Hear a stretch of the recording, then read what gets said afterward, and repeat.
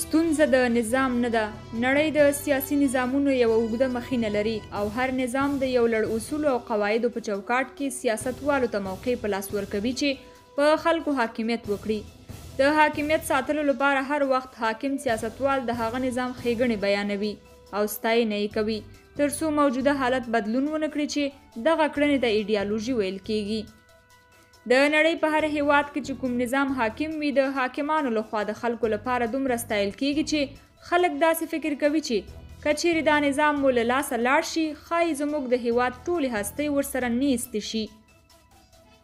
خو اصلي خبره داسې نه ده لکه څه ډول چې خلک فکر کوي.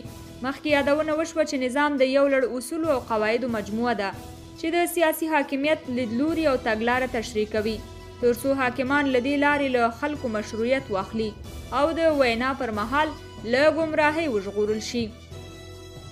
خو نظامونه نشي کولی چې ولسونو ته نیکمرغي او سوکالي راوړي ځکه نظامونه بې روحه دي او اړتیا ده چې یو څوک هغه په حرکت راولي او وی چلوي.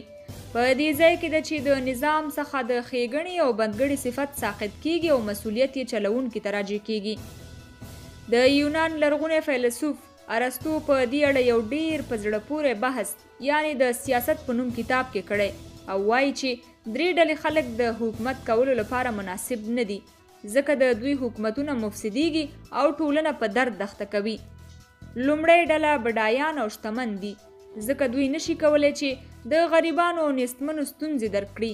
تل په دې فکر کې وي چې د خپل حکومت پر مهال خپله شتمني لا ډیره کړي او لا ځان خوشحاله وساتي. په همدې وجه په ټولنه کې ستونزې ډیریږي او ټولنه فساد ته مخه کوي.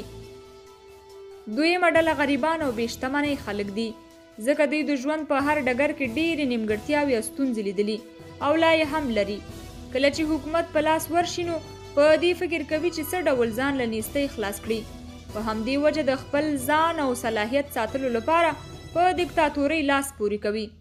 په دې حالت کې د هرې ورځې په تیریدو د ټولنې ستونزې ډیریږي او فساد ته زمینه برابریږي چې ښه رشد وکړي. درېیمه ډله عالمان او عارفان دي ځکه دوی تل ځانونه د عامو خلکو لوړ او پوه ګڼي او نشي کولی چې د انتقاد په مقابل کې حوصله ولري او ستونزې د عام ولس له عینکو وګوري. په همدې وجه د خلکو له مشورو او انتقادونو سره مخالفت کوي.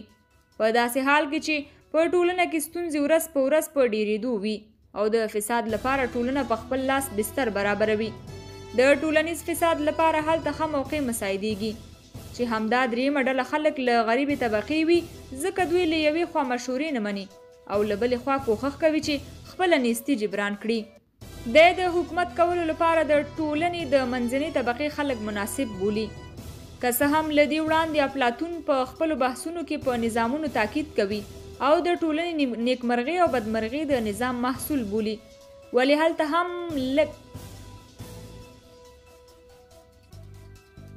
هلته هم که لږ دقت وشي نو په ډېرې اسانۍ سره د استنباط کولی شو چې خبره د افرادو په شخصیت او کرکټر کې ده او د هر نظام ستونزه د هغه په چلوونکو پورې اړه لري.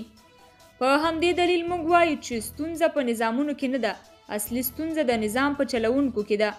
په همدې وجه انارشتان په دې نظر دي چې د هر حکومت پایله په خلکو ظلم او استبداد دی.